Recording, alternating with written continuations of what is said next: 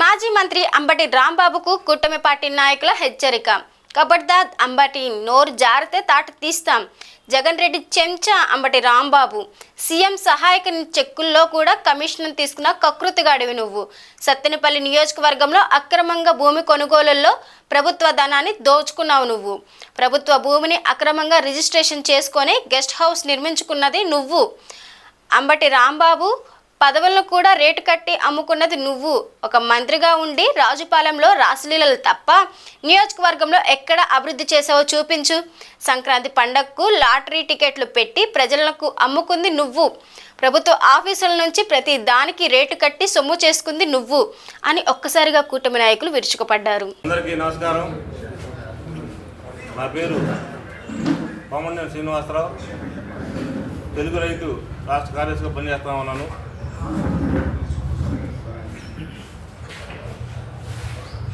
మనకి 2019 నుంచి 2024 వరకు అంబటి రాంబాబు అనే వ్యక్తి కొంతకాలం ఎమ్మెల్యేగా, ఆ తర్వాత మినిస్టర్గా పనిచేశారు.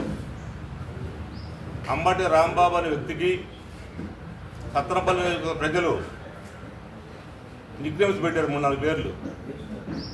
అంబటి రాంబాబు పేరు బదులుగా రాంబాబు అని, శృంగార్ రాంబాబు అని, ఇట్లా మరి కాన్స్టిట్యున్సీ ప్రజలు అతనికి బిధులు ఇచ్చారు. మరి అతను పరిపాలన ఏ విధంగా ఉందో, జనం ఏ విధంగా తిరస్కరించారో సత్తెనపల్లి కాన్స్టిట్యున్సీ ప్రజలకు తెలుసు. మరి అతను సత్తెనపల్లి ఎమ్మెల్యేగా ఉన్న తరుణంలో మరి ఎక్కడ వెంచర్లు వేసినా ప్రతి వెంచర్కి ఎకరాకి 4 లక్షలు 5 లక్షలు తీసుకొని అవన్నీ పర్మిషన్లు ఇచ్చారు. తర్వాత కొండమూడు మైనింగ్ వాళ్ళ పార్టీ వాళ్ళే కేసు పెట్టారు. తర్వాత అది కోర్టు కూడా వెళ్ళింది. మరి ఆ విధంగా ఆయన చేసిన పరిపాలన ఎంత దుర్మార్గమో అందరు చూశారు. మరి ఈ రోజున అతను నీతులు చెబుతూ ఉన్నాడు. ఒకే సామాజిక వర్గం నుంచి మరి 2 వ్యక్తులు 89లో ఎమ్మెల్యేగా పోటీ చేసి రేపల్లి నుంచి అంబటి రాంబాబు గారు, కోరపాటు కాన్స్టిట్యున్సీ నుంచి కన్నా లక్ష్మణ గెలిచారు.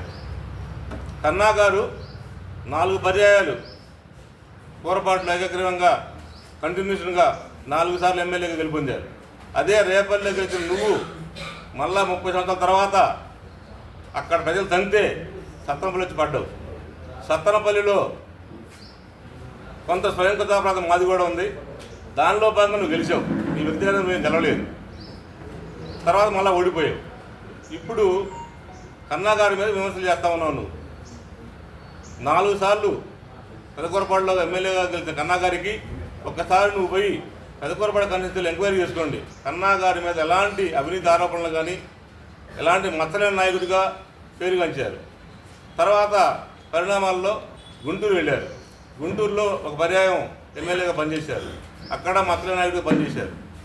తర్వాత పరిణామాలు కాంగ్రెస్ పార్టీ మరి ఈ రాష్ట్ర రాజధాని విడగొట్టిన సందర్భంగా కాంగ్రెస్ పార్టీకి ఉన్న దాంట్లో లక్ష్మీనారాయణ గారు బీజేపీ పార్టీకి వెళ్ళడం జరిగింది.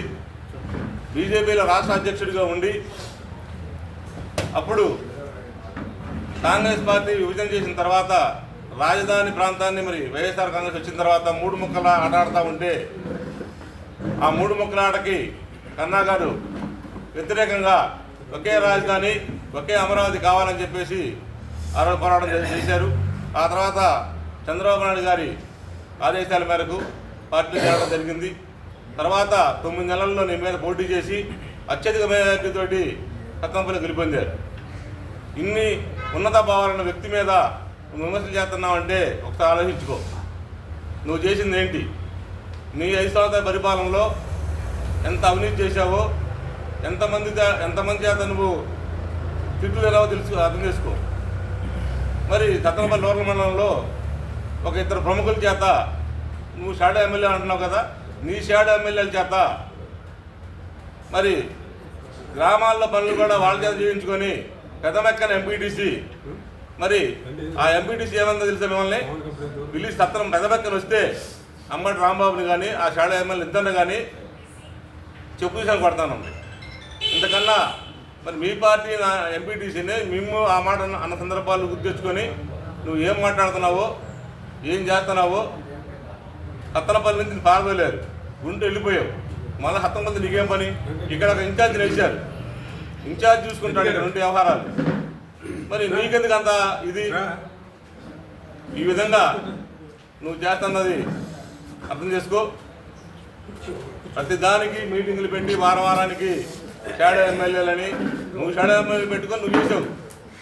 ఆ షాడో ఎమ్మెల్యేల పరిధిని అర్థం చేసుకోకుండా మా మీద కొరతలుతూ ఎన్నో లక్షణాల మీద అవాకు జవాకులు వెళ్తే అది పద్ధతి కాదని మళ్ళీ ఒకసారి హెచ్చరిస్తూ, నువ్వు మరి రాజుపాలెం మైనింగ్ తర్వాత 4 ఎకరాల పొలం కొన్న ఫస్ట్, ఆ తర్వాత.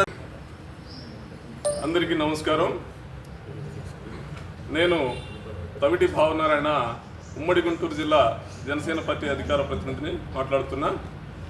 మిత్రులారా, ఈరోజు సత్తెనపల్లిలోని శాసనసభ్యులు కన్నా లక్ష్మీనారాయణ గారి కార్యాలయంలో ఈ ప్రెస్ మీట్ పెట్టడంలో ముఖ్య ఉద్దేశం ఏంటంటే, నిన్ననే సంబరాల రాంబాబు ఒక వీడియో రిలీజ్ చేశారు. రాంబాబు గారు సంబరాల రాంబాబు అన్న అని చెప్పి మీరు కోపం తెచ్చుకోవద్దు, బాధపడొద్దు. ఎందుకంటే మీరే స్వయంగా పవన్ కళ్యాణ్ గారి మాటలను పొందుపరుస్తూ ప్రత్యేకంగా ఒక పాటను రూపొందించుకొని కొరియోగ్రాఫర్స్ని కూడా పెట్టుకొని ప్రాక్టీస్ చేసి మరీ సత్తెనపల్లి సెంటర్లో మీరు చిందులేస్తూ ఎస్ నేను సంబరాల రాంబాబునే ఇలా డాన్స్లు వేశారు కదా.